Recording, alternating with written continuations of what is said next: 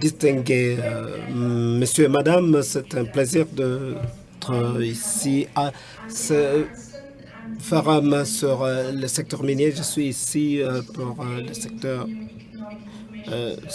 Africa. C'est en fait un groupe de presse qui a organisé ce forum.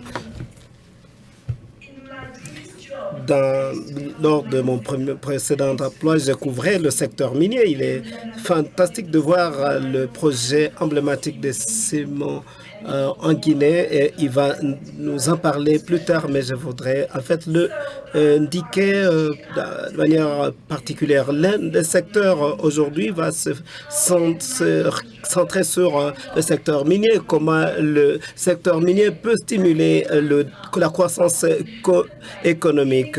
Bien sûr, c'est empêché par bien sûr, une infrastructure déficiente et limitée à cause du coût des développements. Bien sûr, investir dans les routes, les ports et les usines, bien sûr, les raffineries, en fait, ça affecte tous les revenus en fait, issus du secteur minier. Et ça affecte aussi les gouvernements et les communautés locales. Alors, quel modèle de développement devrions-nous aborder pour nous assurer que les projets d'infrastructures miniers deviennent bancables? C'est ça la grande question aujourd'hui. Alors, sans plus perdre de temps, nous posé la question. Nous avons à recevoir le ministre du Botswana du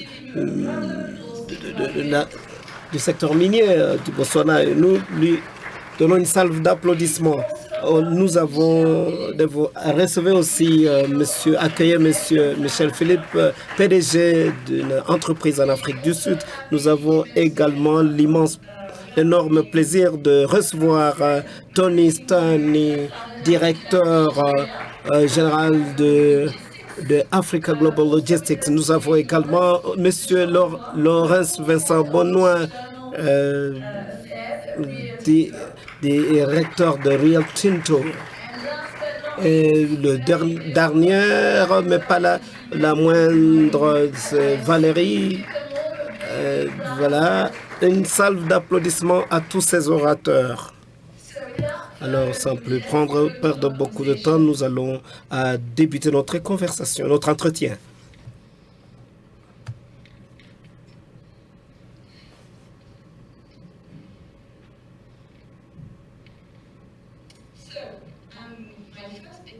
Ma première question s'adresse à l'honorable Kayefela. Je vais commencer par une question générale. Quelles sont les infrastructures clés dont on a besoin, selon vous, pour gagner en fait le niveau dont l'Afrique a besoin en matière de mines? Merci beaucoup et bon après-midi à tout le public. Je suis content d'être ici. Merci pour l'invitation. Je suis honoré. Je suis du Botswana. L'infrastructure la plus importante pour faire avancer le secteur minier devient un peu plus coûteux quand le coût du transport ou du trafic lui-même devient très élevé. Je peux parler du cas de Botswana où il est maintenant grand temps où l'infrastructure de chemin de fer, selon les paroles de notre président, il s'est appesanti puisque nous avons besoin, en fait, pour la plupart des minéraux que nous avons au Botswana, puissent être évacués vers les ports des pays voisins, principalement l'Afrique du Sud. Mais les moyens d'arriver vers ces destinations, doivent être favorables à la croissance et au développement.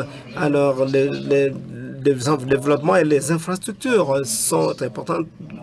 Nous sommes à un endroit où on appelle Mamaboule Palale, et afin de faciliter les moyens par lesquels les produits arrivent au port pour qu'ils puissent être évacués. Mais il y a d'autres infrastructures aussi qui sont très importantes.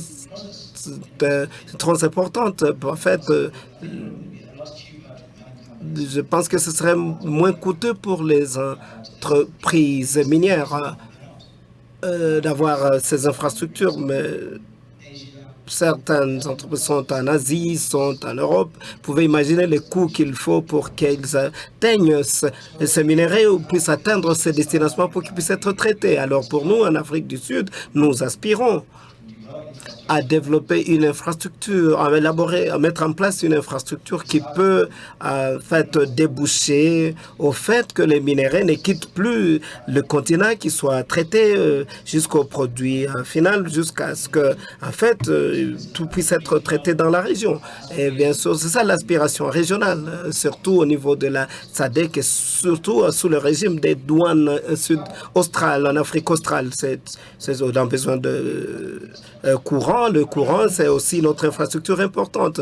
La question, c'est bien sûr avec les projets d'électrification qui visent en fait à atteindre tous les coins du Botswana. Et donc là, il est important que la production du courant électrique soit achevée, réalisée, parce que en fait, en termes de coût, vous pouvez imaginer en fait que c'est une infrastructure qui peut bénéficier en fait au secteur minier. Alors si on ne peut pas continuer, on peut continuer à citer plus en plus, mais voilà, merci. Je vais maintenant tourner vers vous, Tony. Quel est votre point de vue sur cette grande question? Qu'est-ce que vous considérez être l'infrastructure vitale ou clé pour développer en fait sur le continent, dans le secteur minier? Oui, en fait, bienvenue. C'est très bon d'être ici au Rwanda et d'être à cette réunion. Merci pour votre invitation. Je suis en charge de la partie australe pour l'AGO. Mon travail ici, ce n'est pas de faire la publicité d'AGO, mais nous sommes plus dans le secteur minier, dans le secteur logistique.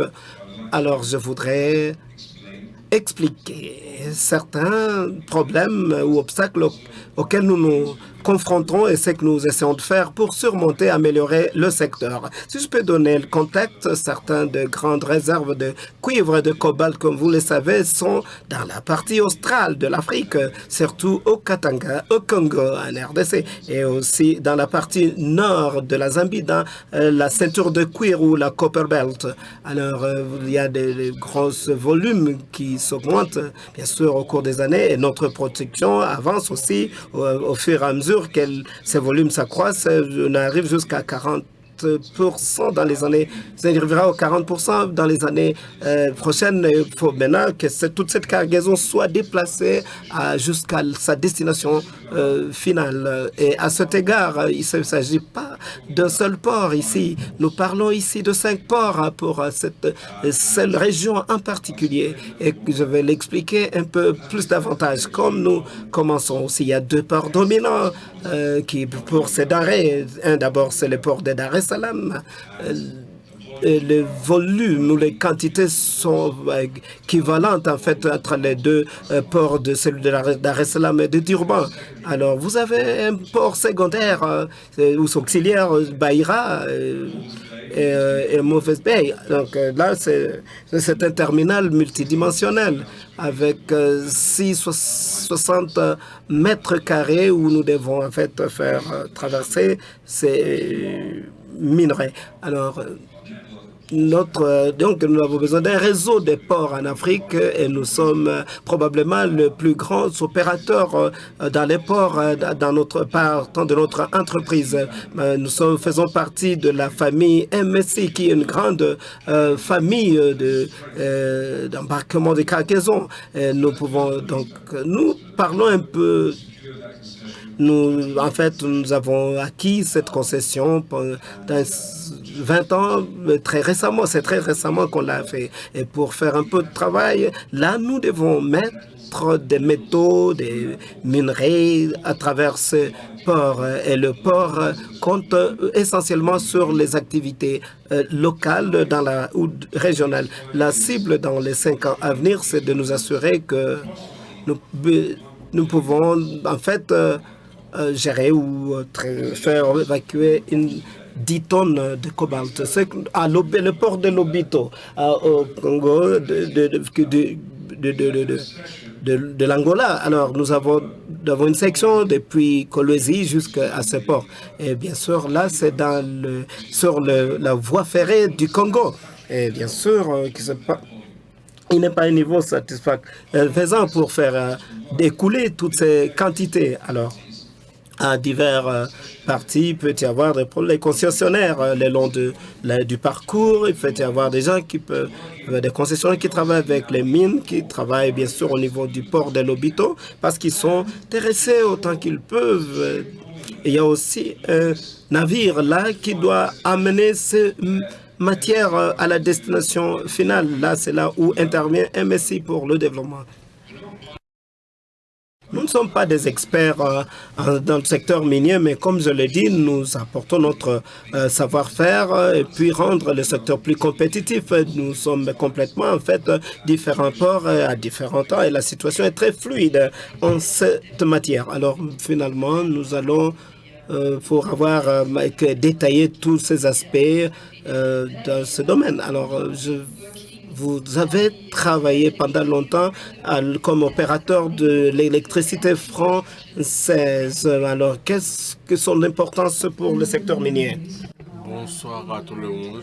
Je suis actuellement la directrice et au niveau des... Donc, la bonne nouvelle est que l'énergie est un élément clé du secteur minier et au sein de IFC, nous développons des activités avec des infrastructures, des multi-infrastructures qui font dans... Parce que nous avons besoin de l'eau, nous avons besoin de l'électricité, nous avons besoin du transport, vous voyez, des moyens roulants. Donc, là, je peux apporter assez d'infrastructures où il s'agit également de décarboniser le secteur minier et c'est l'une de nos initiatives clés et prendre en considération, vu que le secteur minier en Afrique est en train de croître, et va continuer par croître dans les années à venir. Donc, nous devons faire tout possible pour pouvoir profiter de cette croissance pour envisager de l'énergie propre et rendre aussi l'énergie à bon coût.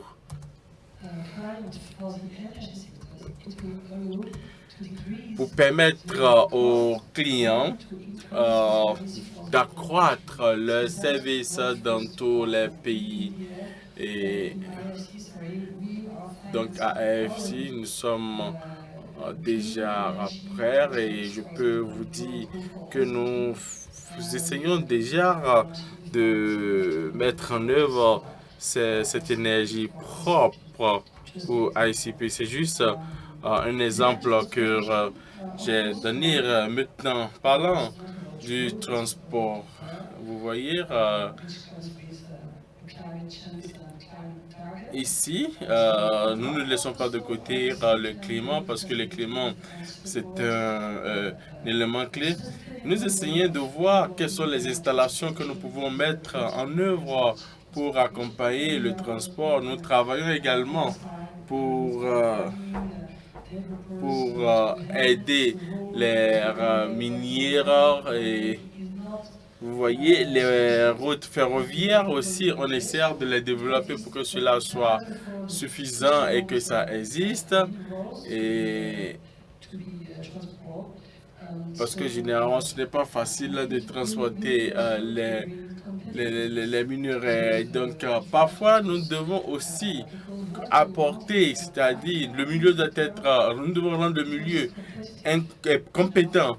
Le milieu secteur devient de plus en plus compétent et ce sera un milieu qui sera bien vu dans les années à venir. Et il faut dire que cela a été un long parcours que nous sommes en train de financer, la réhabilitation des voies ferroviaires, environ plus de 600 et quelques kilomètres que nous sommes en train de réhabiliter. Maintenant, parlant des infrastructures hydrauliques, il faut dire que c'est un sujet qui est débattu partout dans le monde. Je pense que ce sera également le cas en Afrique. Utiliser l'eau d'une manière vraiment durable et au sein de l'IFC, nous essayons d'apporter des solutions aux développeurs et également pour des installations ou les infrastructures de long terme. Michel,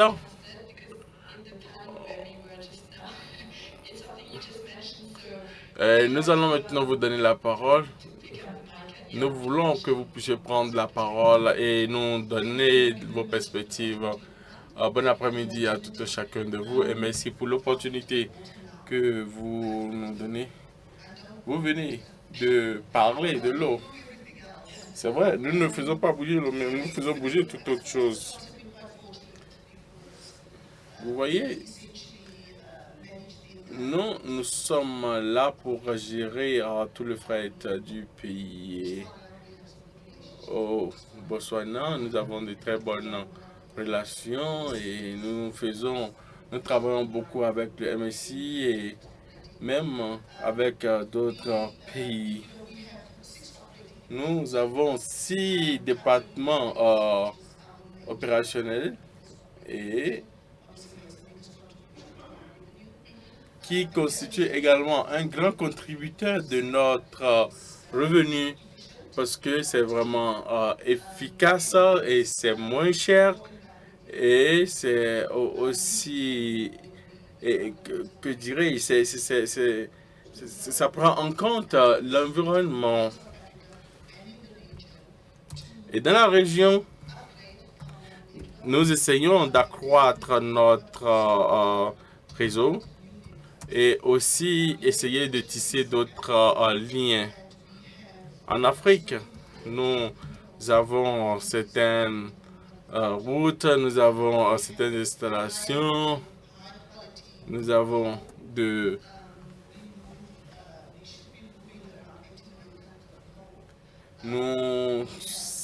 nous sommes en train de vouloir atteindre un nombre très important en termes de croissance et je pense que nous faisons bouger une grande importance en matière de tonnes de ce minerai. Donc, vous voyez la perte, en fait, de certaines commodités a apporté vraiment, je dirais, une perte sur le continent. Donc, nous faisons tout possible pour se connecter ou soit je dirais renforcer la consolidation. Donc, généralement, nous utilisons les voies terrestres pour en fait consolider notre système. Maintenant, il faut dire que toutes les voies ferroviaires, toutes les routes, tout se complète et moi, la plupart de mes expériences du transit ont été des expériences dans le port. Nous arrivons à faire des transports hors du pays et nous essayons de desservir tous les pays en fait qui se trouvent éloignés, tous l'importance de la connectivité est vraiment très important. Je dirais, ou je vais les appeler des problèmes africains. Nous avons les minerais. Donc, nous devons développer des pays et des solutions africaines. Et je pense que nous serons en mesure de servir la communauté dans laquelle nous servons plus essentiellement lorsque nous le faisons de façon extensive. Et ce que nous faisons le plus maintenant et ce que nous essayons de faire, c'est de transformer l'azote et le faire dans le secteur privé et essayer de le rendre plus comme un secteur de business. Mais nous nous sommes rendus compte que le capital et les fonds ne sont vraiment pas, je dirais pas, des capitaux.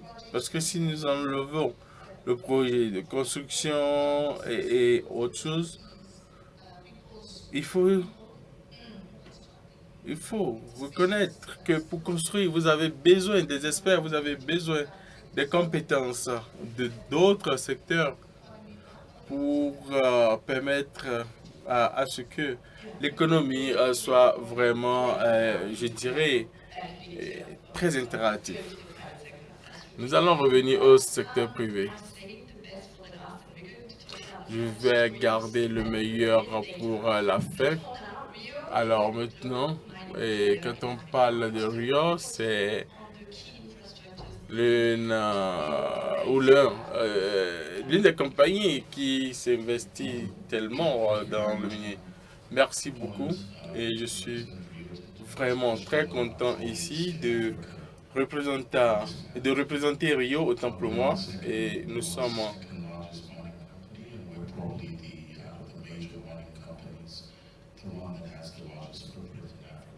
je peux dire que nous sommes l'une des plus grandes compagnies, je dirais même le deuxième. Nous sommes à Madagascar, le deuxième compagnie minière évidemment qui existe et nous sommes basés dans quelques pays africains. Je pense que tout le monde sur le panel a parlé en fait des infrastructures dures et le port, les voies ferroviaires. Peut-être que je vais me focaliser sur un qui est peut-être différent.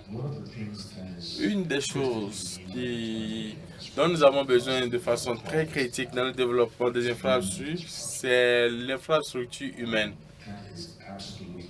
C'est absolument nécessaire.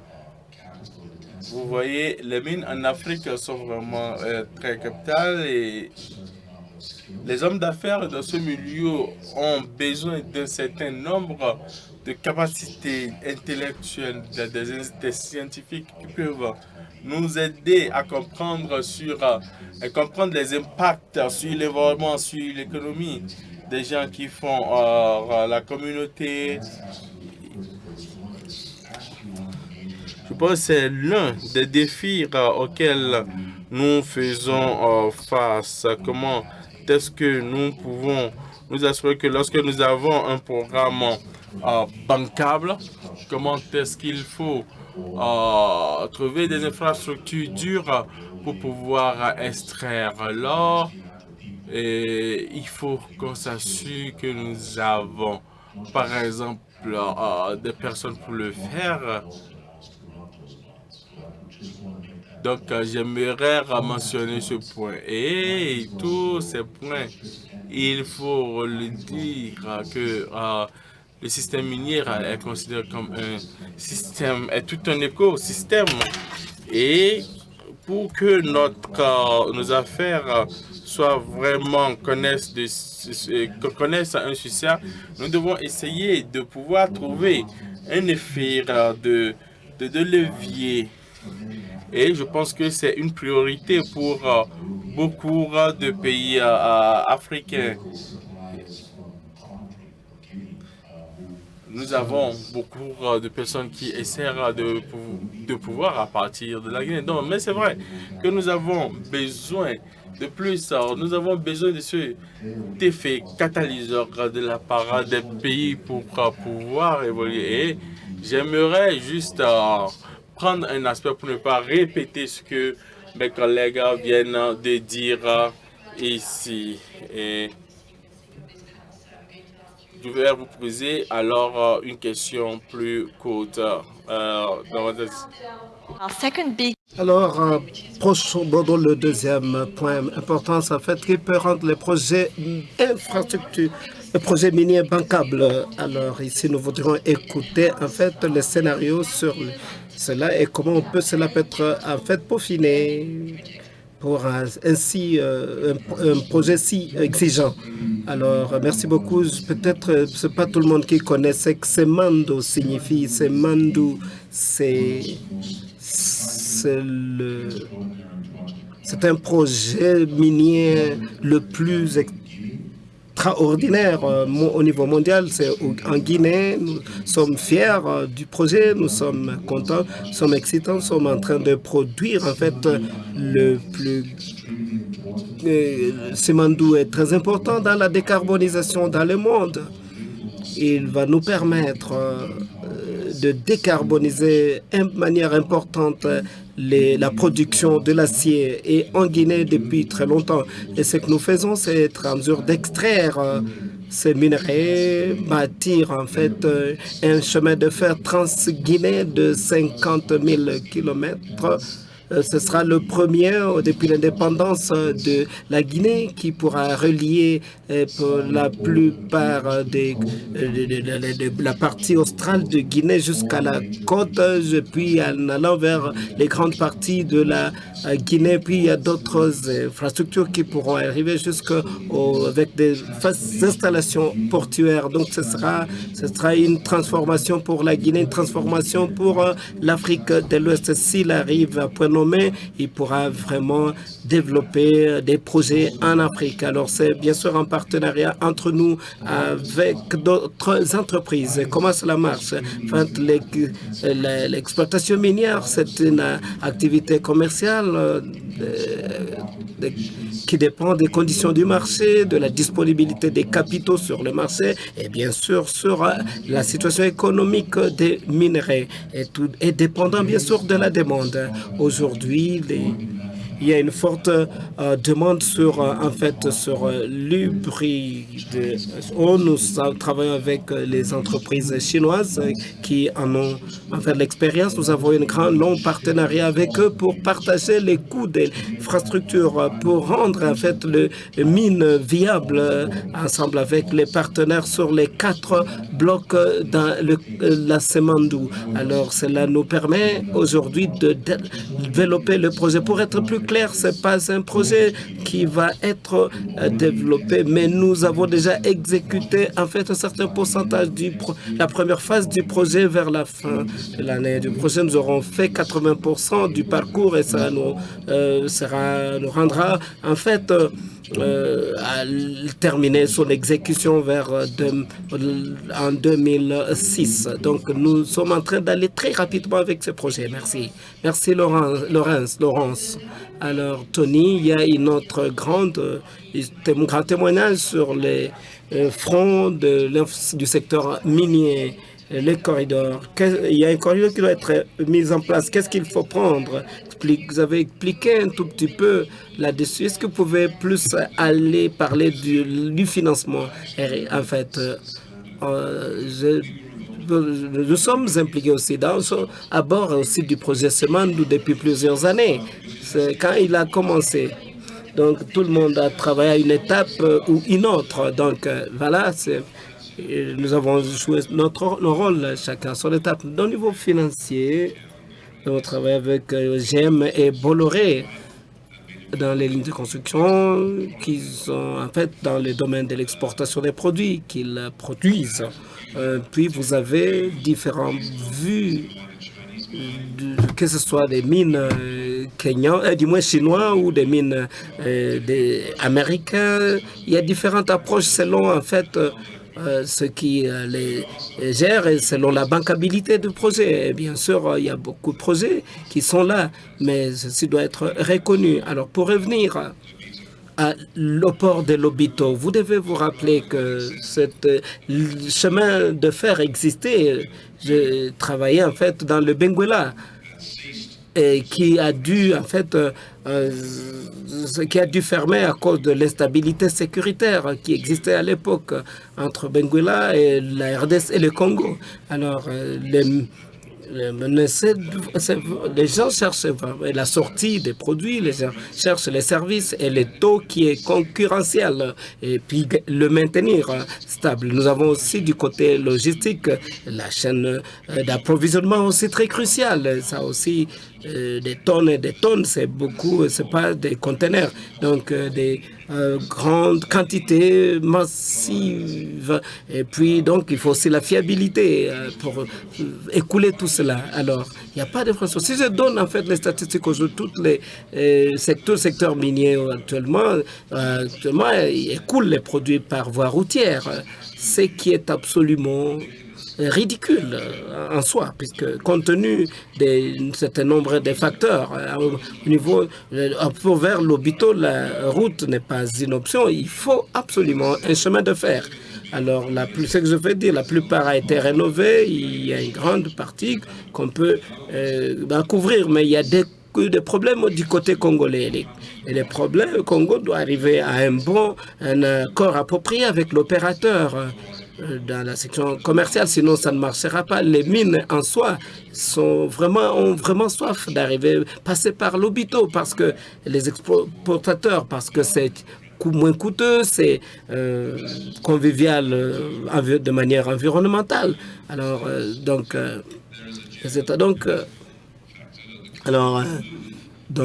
on peut amener donc les cargaisons là vers le port de Lobito vers l'Europe.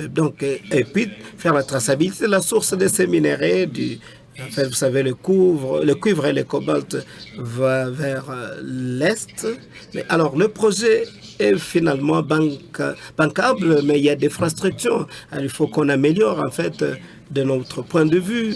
En tant qu'opérateur de port, nous avons déjà investi. Nous travaillons étroitement avec l'État angolais. Nous travaillons étroitement avec différentes agences qui accompagnent les ports de Lobito dans son développement, pas seulement à partir de Kolwezi, mais aussi à partir de la Zambie.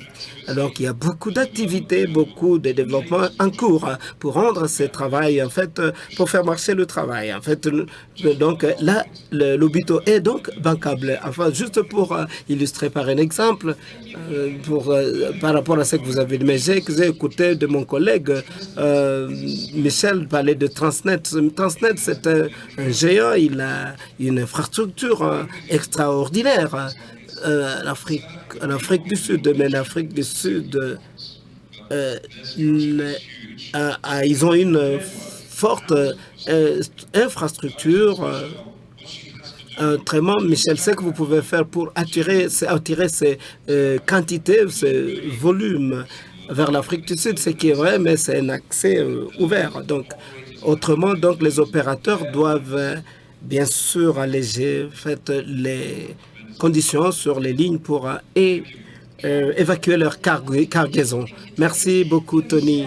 Michel, vous êtes en train de travailler pour en fait contourner Transnet, joindre à d'autres entreprises. Vous avez dit ce qui se passait actuellement en ce qui concerne les ports. Parlez-nous un peu de votre plan stratégique pour renouveler les infrastructures au niveau de Transnet. Merci, comme Tony l'a introduit très bien. Nous sommes en train de travailler en fait pour réveiller le géant. Et bien sûr, il a raison. Nous avons un réseau qui est presque de 38 000 km à travers les pays. Et à travers les réseaux principaux, il y a d'autres branches auxiliaires. Et nous avons travaillé là-dessus par tout cela. C'est que dans Transnet, on doit réfléchir sur d'autres choses que nous sommes en train de faire ici. Et c'est vaste. C'est d'abord, c'est en fait du pain sur le beurre, en fait, pour arriver à l'efficacité, l'efficience et occuper la position pour contourner en fait les difficultés du moment. Nous devons passer par la transformation de notre secteur, surtout la transformation du système de logistique en Afrique du Sud. Une partie du travail que nous sommes en train d'abattre aujourd'hui, comme Tony l'a dit, nous sommes en train d'essayer de séparer le réseau des opérations. Alors, donc, dans les prochaines années, vous trouverez que Transnet sera comme une entreprise d'opération plutôt ce que nous sommes en train de faire, tout pour tout le monde. Donc nous donnons le réseau, nous supervisons le réseau, nous travaillons avec le gouvernement pour que Transnet marche. Vous pouvez aller à d'autres circonscriptions, d'autres juridictions dans le pays. Et le réseau est subventionné principalement à grande échelle par le gouvernement. Donc maintenant, il est grand temps que nous puissions dire qu'il faut séparer le réseau. Et il faut que le réseau puisse être pris en charge, amené au standard qui lui convient, pour que le public puisse voir en fait ce qu'il y a et voir ce que Transnet peut lui offrir, ce qu'il peut offrir. Et en même temps, nous avons publié ce qu'on appelle un avant-projet, une sorte de tarif, puisqu'au niveau, dans le port, on ne peut pas exister sans réseau, on doit comprendre.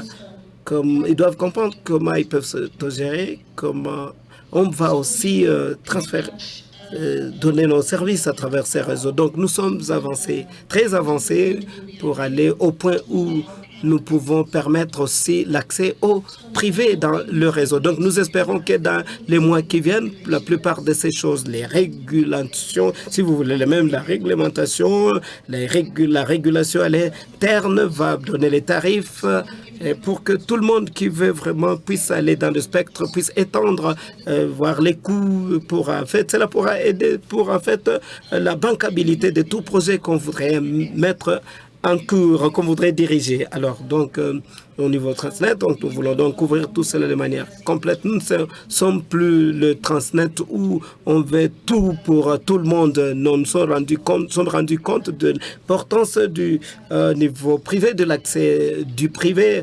Bien sûr, comment on peut aussi atteindre toutes les juridictions. Voilà. Donc ce sera une question des mois. Nous sommes en train de travailler d'arrache-pied pour en fait rendre le Transnet accessible. Merci, ça c'est très bon. Alors, Kadafel, qu'est-ce qu'il faut pour rendre le projet bancable au Botswana? Nous avons la présidence. Nous avons... Nous avons un précédent, quoi, des priorités, quoi. Donc, il y a le diamant, nous avons les financiers,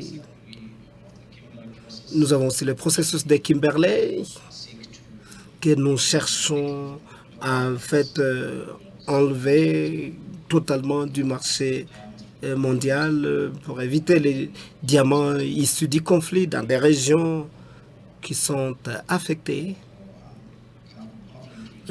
pour en fait éviter en fait ces diamants en provenance des régions où il y a des conflits. Alors au Botswana, au cours des gouvernements successifs, en fait nous avons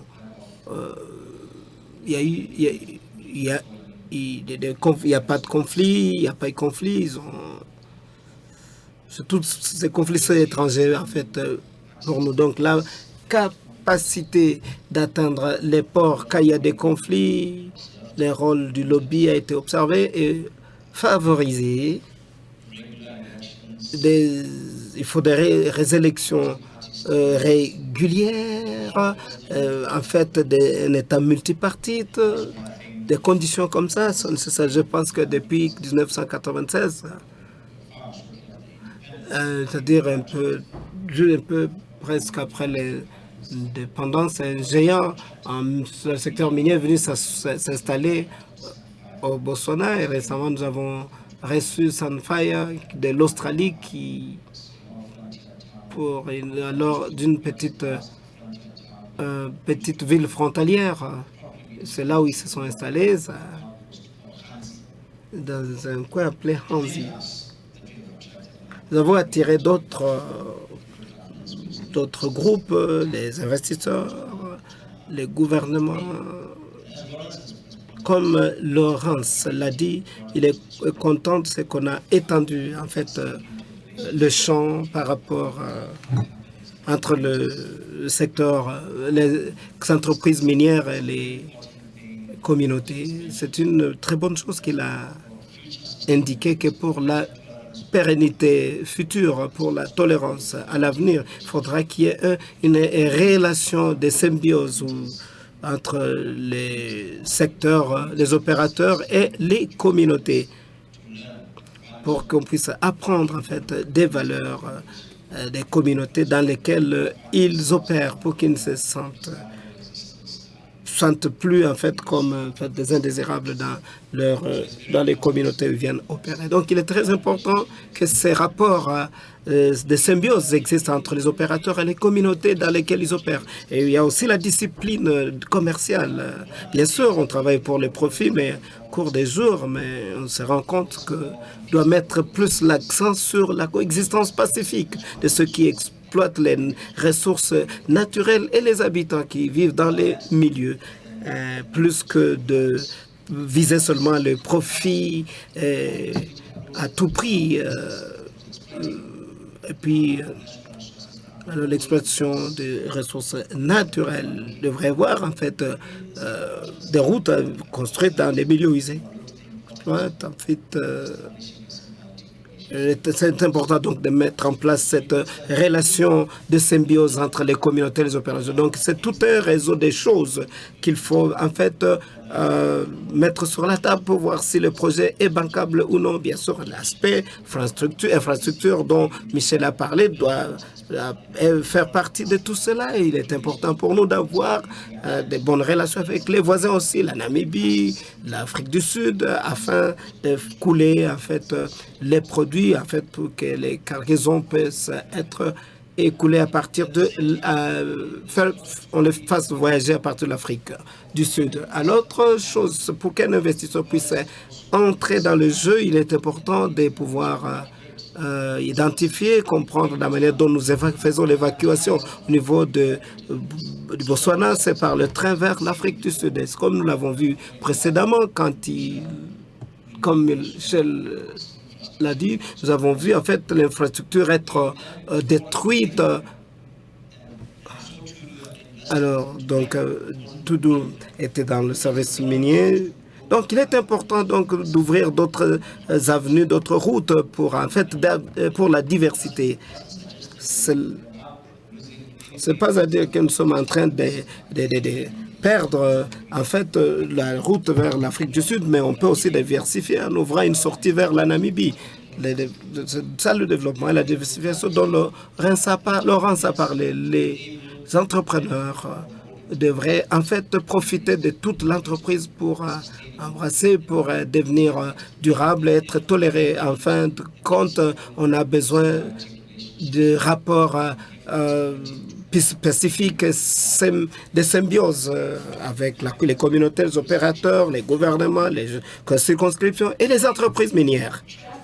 La confiance, c'est quelque chose qui est aussi très... Est-ce que c'est aussi important pour vous à votre niveau, Valérie? La confiance. Mériter la confiance.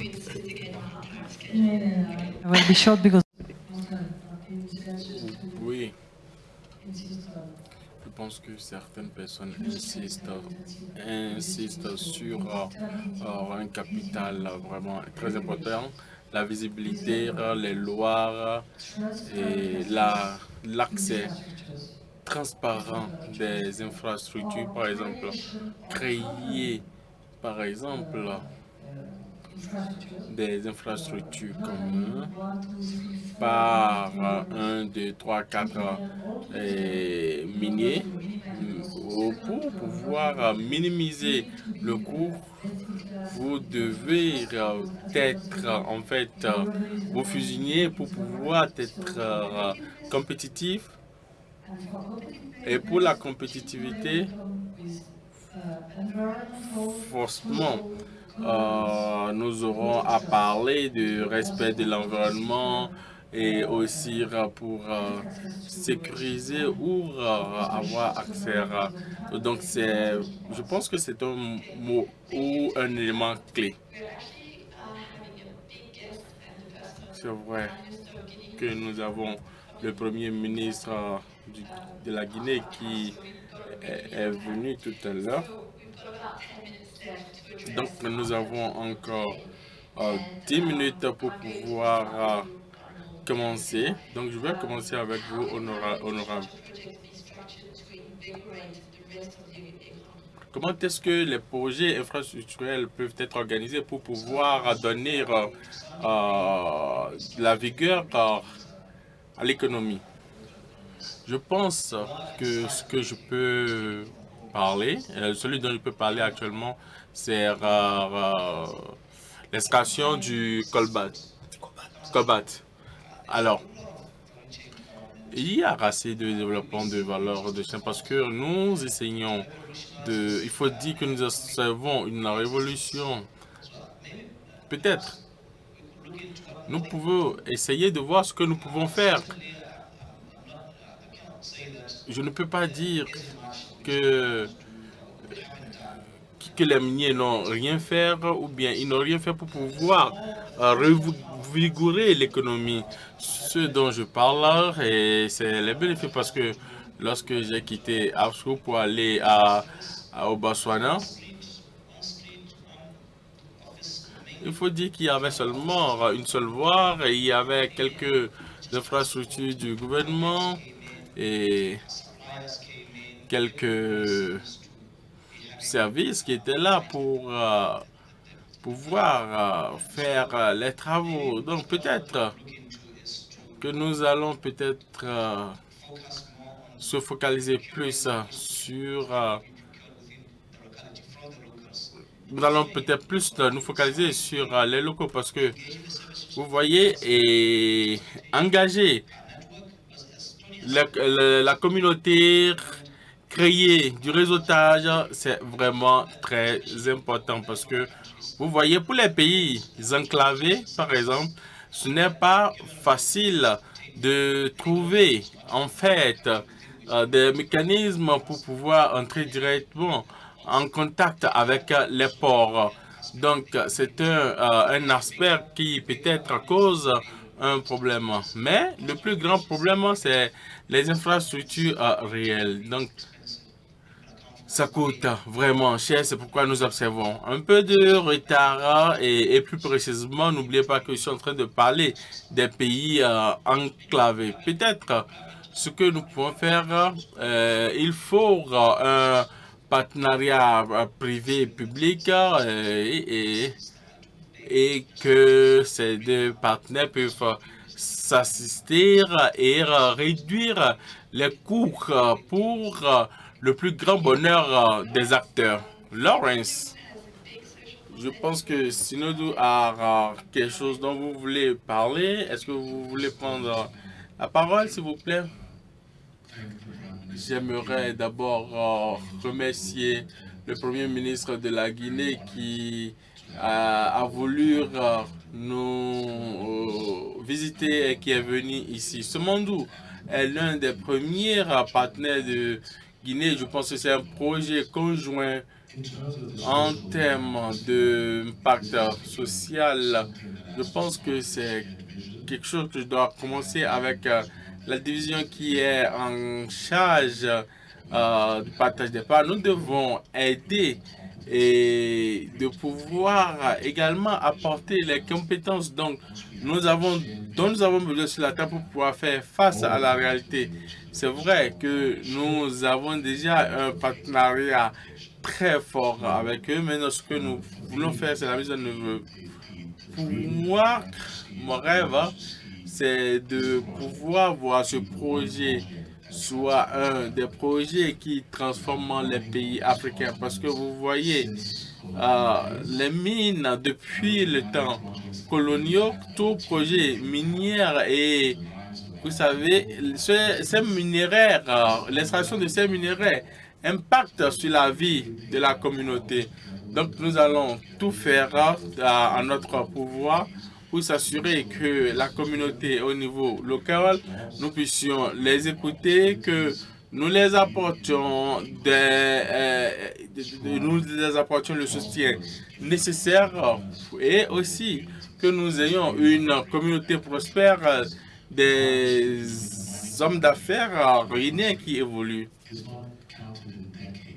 Vous voyez, et pour le faire, ce n'est pas une question de 10 ans, ce n'est même pas 50 ans, c'est des siècles. Donc, nous avons besoin des décisions à long terme. Certains parmi nous ici même seront déjà peut-être partis, et quand je dis partis, comprenez, c'est-à-dire morts. Mais cela nous empêche de travailler ensemble pour s'assurer que ce pays puisse connaître une prospérité. Tony, comment est-ce que le lobby peut affecter la communauté au niveau de l'Angola, la Zambie? Peut-être, je ne veux pas peut-être faire attendre trop le président de la Guinée, mais c'est un honneur pour moi de parler, Son Excellence. Je pense ce que Lawrence a dit parce que le secteur minier,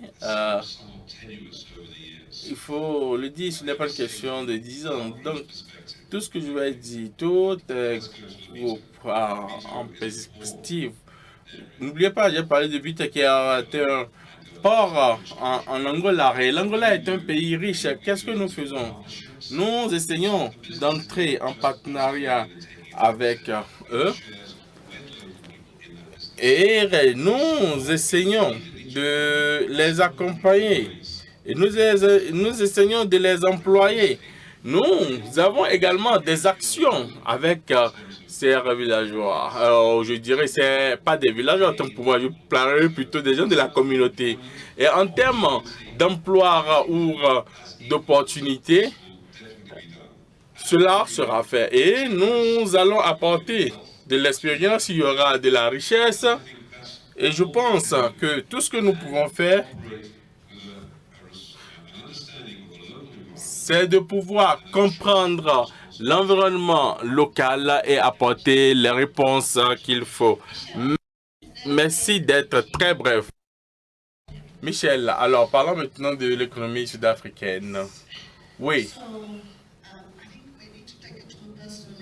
Je pense que je vais peut-être parler un peu plus personnellement maintenant. Donc, lorsque j'étais venu dans cette compagnie en 2019, j'étais venu en tant qu'expert ou conseiller juridique. Donc, en venant là, je dirais qu'en 1994, je faisais partie des premiers qui ont eu peut-être leur parchemin universitaire. Donc, on s'était dit qu'on allait changer l'histoire du monde. Nous n'étions pas des miniers. En ce temps, nous étions des juristes. Cependant, notre job, c'était de pouvoir faire bouger des produits d'un point A à un point B.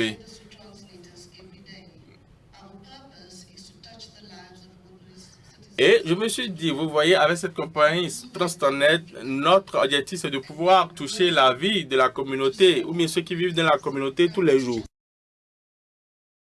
Donc, c'est un bon business pour n'importe qui de pouvoir vraiment prendre en considération la communauté où il exerce. Nous, en Afrique, nous connaissons ou nous comprenons le niveau de la pauvreté et ici en Afrique. Si nos peuples ne peuvent pas exceller ou bénéficier de ce que nous exploitons, ou si nous ne pouvons pas les offrir de l'éducation gratuite, si nous ne pouvons pas les apporter notre soutien dans la construction des maisons ou des écoles, ça veut dire que nous avons échoué. Et comme je l'ai dit, c'est du bon business. C'est tellement nous allons faire du profit, mais ce n'est pas la meilleure des choses que nous sommes en train de faire parce que n'oubliez pas, il y a des problèmes de sécurité dans le pays. C'est la communauté qui nous dit quand quelque chose se passe ou bien quand on est en train de vandaliser vos infrastructures. C'est la communauté. Donc, vous voyez, entre la communauté et les compagnies, c'est vraiment une question de relation. Donc, si nous ne les apportons pas les bénéfices, c'est vraiment parfait. Alors, Valérie, vous nous allez peut-être nous aider avec la conclusion. C'est vrai qu'il y a de nouvelles voies et moyens pour être innovant ou innover. Vous voyez, quand nous parlons de la durabilité, c'est aussi les prêts. Donc, nous devons, le plus important pour nous, c'est de pouvoir vraiment nous focaliser sur des activités qui ont un impact social. Et cela va peut-être permettre à accroître ou à stimuler l'éducation de plusieurs enfants. Et ça, c'est un impact qui peut être observé, qui est exercé, qui peut être utilisé. Deuxièmement, les multi-utilisateurs des infrastructures. Nous devons structurer nous devons structurer ces infrastructures parce que nous avons besoin des infrastructures routières, nous avons besoin des infrastructures pour stimuler l'agriculture. Nous avons besoin d'accompagner les petits paysans et nous avons besoin aussi de faire financer les initiatives. Et aussi, il y a également une plus grande initiative qui a été lancée, qu'on appelle RISE. En fait, cette initiative, c'est de pouvoir accompagner des activités en Afrique pour pouvoir apporter plus de valeur, créer des emplois et également accompagner l'économie. Et je pense que nous pouvons le faire. Merci beaucoup, Valérie. Je pense que ce que nous pouvons retenir ici en conclusion, c'est que les infrastructures clés, c'est l'électricité, l'énergie, le port, les voies ferroviaires, mais nous devons prendre en compte les compétences et aussi, s'il vous plaît, est-ce que nous pouvons ovationner ce panel qui a été vraiment magnifique? S'il vous plaît, restez ici parce que nous allons souhaiter la bienvenue au Premier ministre guinéen pour 15 minutes.